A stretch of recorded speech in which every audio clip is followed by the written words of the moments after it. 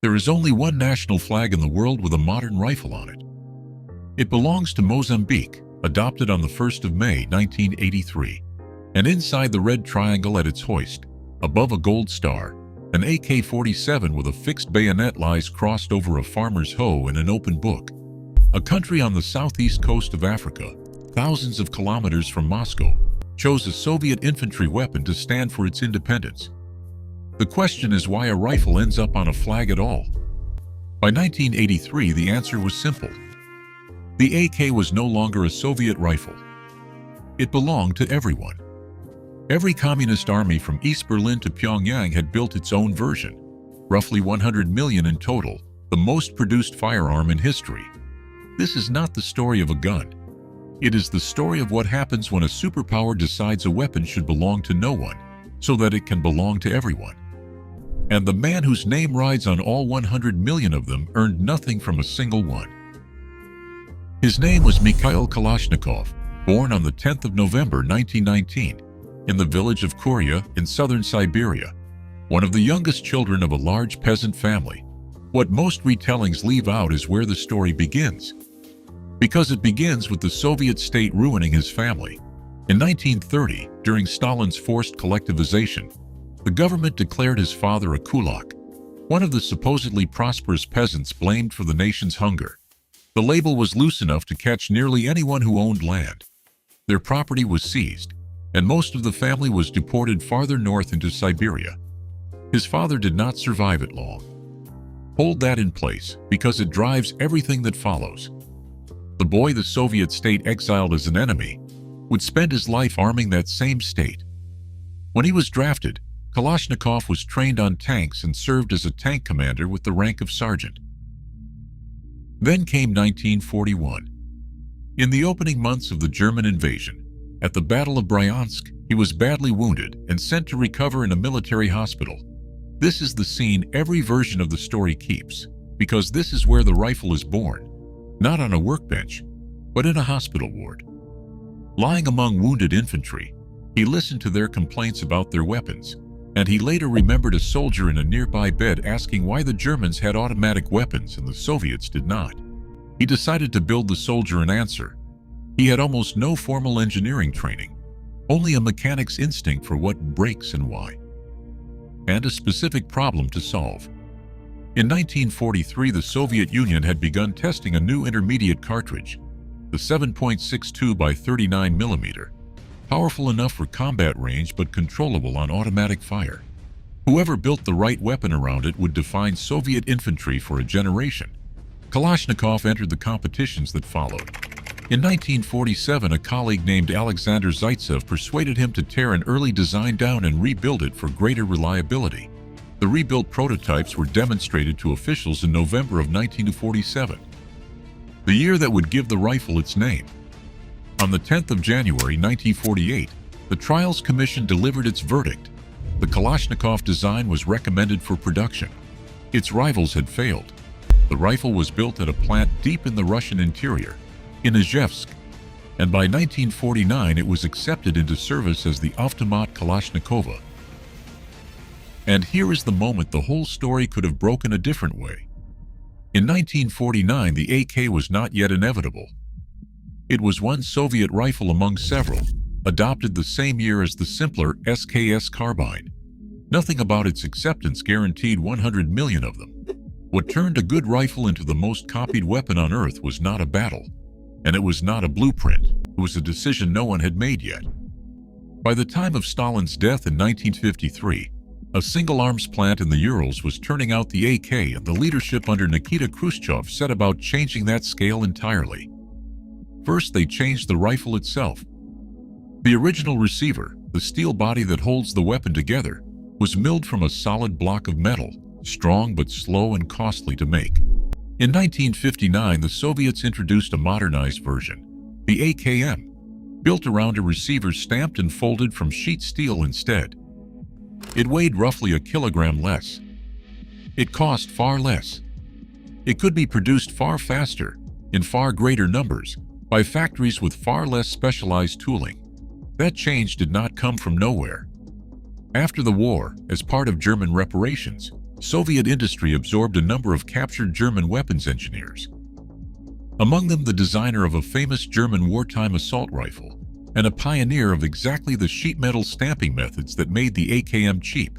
For decades, people have argued over how much that German presence shaped the rifle, and the argument has never fully closed. What is documented is stranger than the accusation. When Russia later unveiled a bronze monument to Kalashnikov, sculptors had to grind part of it away after someone noticed the technical diagram at his feet was not his rifle at all. It was the schematic of that German weapon. Whatever the truth of the influence, the effect of the stamped receiver was not in dispute. A cheaper rifle is not only a cheaper rifle. It is a rifle a state can afford to give away. The Soviets began giving it away at scale.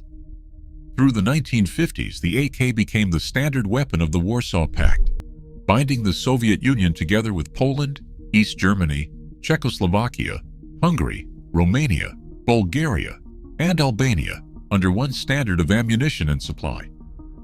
The rifle was no longer just a weapon. It was infrastructure. The export began before the decade was out.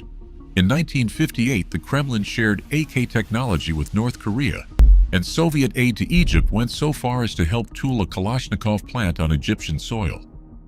This became the pattern that separated the AK from every Western rifle of the era. The Soviets did not simply sell finished guns. They exported the means of production, handing allies and clients complete manufacturing packages, the machinery, the specifications, the engineers to install the lines. Set that against the Western habit. The United States and its allies guarded military technology as closely as they guarded anything, treating a rifle's design as a national asset. The Soviet Union did the opposite on purpose. China built its own version. North Korea built its own. Egypt, and later Iraq, Iran, and dozens of others opened their own lines. Some built under license. Others simply reverse-engineered the rifle and built it anyway. And the Soviets rarely objected, because a Kalashnikov in a client's hands advanced Soviet reach. Whether it was licensed or not, Poland, Romania, Bulgaria, Hungary, and Yugoslavia each built their own variants and became exporters in their own right, so that a single Soviet design multiplied through a dozen national arsenals, each one seating still more. What happens when an entire hemisphere is taught to build the same gun? It becomes impossible to count them. Estimates of total production run to roughly 100 million, but no one can give a firm number, precisely because the Soviets built the system so that they would not be the only ones holding the pen. They had turned a rifle into a franchise, and then given the franchise away. The rifle reached its next stage not in an arsenal, but in a jungle. During the war in Vietnam, American soldiers carrying the newest Western rifle sometimes picked up the enemy's AK instead, because the Soviet weapon kept firing after being dragged through mud, sand, and river water that would jam a more precise design. The AK was never the most accurate rifle in the world, and was never meant to be. It was the rifle that worked when nothing was clean, when nothing was maintained, when the man holding it had been handed it that morning. That was the whole design philosophy, and it suited the wars the rest of the century would actually fight. Those wars were more and more wars of liberation, and the AK became their instrument and then their emblem. Across Africa and Asia, movements fighting colonial powers were armed out of the Soviet supply chain, and the rifle in the crates became inseparable from the cause. Nowhere is that clearer than in Mozambique.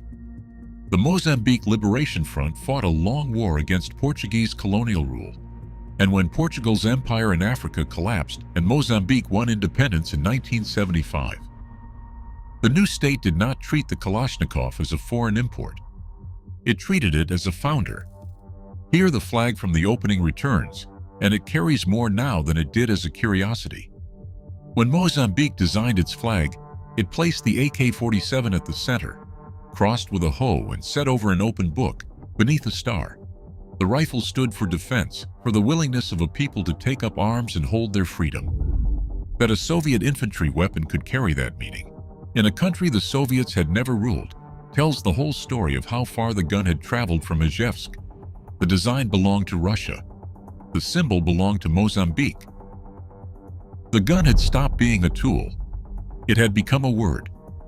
And a word travels faster than any factory. By the 1970s, the Kalashnikov was the visual shorthand for revolution almost everywhere. Its silhouette so recognizable, it needed no caption.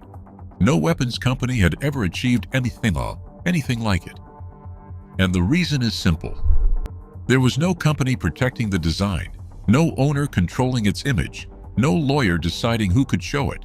There was only the rifle, everywhere, belonging to no one and free to be claimed by anyone.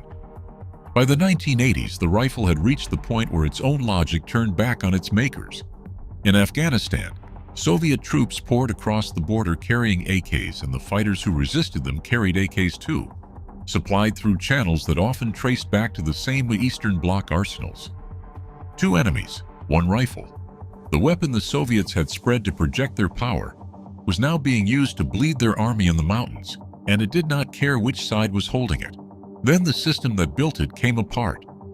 When the Soviet Union and the Warsaw Pact collapsed at the end of the 1980s, they left behind an entire world's worth of AK factories and stockpiles, suddenly detached from the state that had controlled them. Whole production lines and decades of surplus spilled into a market with no supervisor. In some conflict zones, the price of an AK fell to as little as $100, cheaper than the boots of the soldier carrying it. A weapon that is cheap, nearly indestructible, and simple enough for an untrained hand is a weapon that lowers the age of a soldier. In the hands of warlords, militias, and child soldiers, the AK made wars possible to fight at a scale that trained armies alone could never have reached. It has appeared in nearly every conflict of the past 60 years, and no one can say how many people it has killed, only that the number is larger than for any other firearm ever made. And so the question sharpens to a point. How did one rifle reach 100 million when no Western weapon ever came close? The design does not explain the number. Something else does. The something else is ownership, or rather the deliberate refusal of it. In the Western world, a weapon is property. A company designs it, patents it, licenses it under guard, and collects on every unit built, and that ownership is exactly what limits how many are ever made and who is allowed to make them. The AK grew the way it did because the Soviet system removed that limit at the root. The state, not the inventor, held the design, and the state chose to treat the rifle not as an asset to protect but as an export to spread, licensing it freely, gifting whole production lines, and tolerating unlicensed copies wherever they appeared. For most of the rifle's life, there was no meaningful patent standing in anyone's way. Only in 1997, under new Russian law, did the Izhevsk maker finally move to patent the design, and by then it was far too late. The rifle had already multiplied through dozens of foreign arsenals that owed Russia nothing and paid Russia nothing. The patent had almost no force. Here the flag from the opening returns one last time before the end, and now it can be read plainly. This is why a newly independent republic in Southeast Africa could stitch the rifle onto its flag without asking permission, without paying a royalty, without owing a soul. It was a rifle no one owned, not the country that made it, and least of all the man whose name it carried, who never received a single ruble for the most produced weapon in the history of the earth. Every number in this story follows from that one fact. It came from a choice to give the design away. The maker still stands, and it is older than almost anyone assumes. The arsenal at Izhevsk was founded in 1807 under Tsar Alexander I, an imperial weapons works that outlasted the Tsars, the Revolution, and the Soviet Union itself. For most of the 20th century, it was known as the Izhevsk Machine Building Plant, or Izhmash. In 2013, it was renamed, and the name it took was the one already stamped on 100 million rifles. It became Kalashnikov Concern. In July of 2014, the United States Treasury placed the company under sanctions. A heavy blow given that American buyers had accounted for close to 30% of its yearly sales. The company answered not by going quiet, but by rebranding, presenting its rifles, without apparent irony, as weapons of peace. Its next-generation rifle, the AK-12, became the Russian Army's new standard arm in 2018. And when Russia invaded Ukraine, the old rifles came back out of the warehouses, Tens of thousands of Soviet-era Kalashnikovs pulled from stockpiles to arm a modern war. A design from 1959 still in the field more than 60 years on. The rifle remains in service in roughly 100 countries. It has never really left. The man did not live to see most of it. Mikhail Kalashnikov died on the 23rd of December 2013 at the age of 94. He never earned royalties from the rifle, and late in life he tried to make something from the only thing that was truly his, the name, lending it to a line of Kalashnikov-branded goods, including vodka, sold by a company run by his grandson. For decades he had pushed away the moral weight of the weapon, saying the blame lay with the politicians who failed to keep the peace. But at the very end, the deflection failed him.